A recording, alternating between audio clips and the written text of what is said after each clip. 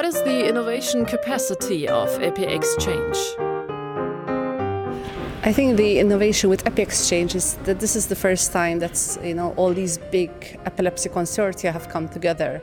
The mission that they have already, that somehow has to be translated, and we have to bring epilepsy up high on the EU agenda. Unfortunately, epilepsy is still very much under the radar. What is the current state of the art in epilepsy research?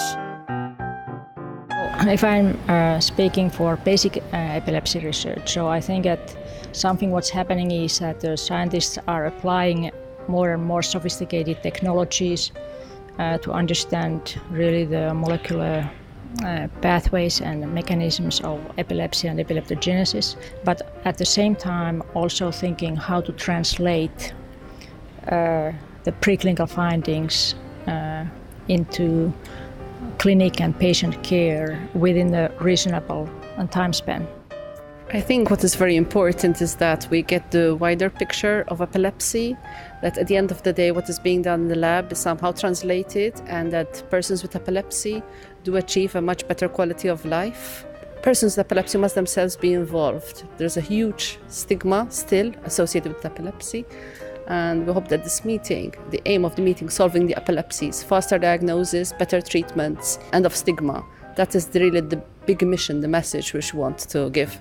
What are the main challenges you have faced, and where do we have to focus research efforts? I think that in this epilepsy mission, solving the epilepsies, faster diagnosis, better treatments, and no stigma kind of summarizes it very well.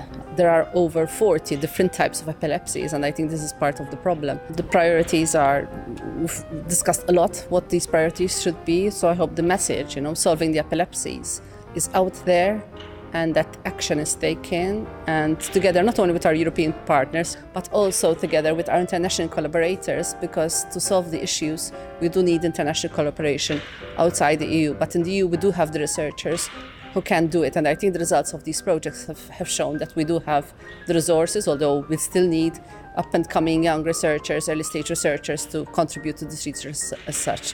But Europe definitely has a huge resource which can be used. What could be the impact of the epiXchange position paper?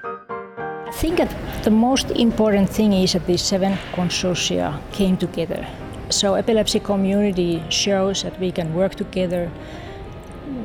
We can work toward common goals. Of course, we hope that it translates to some research funding.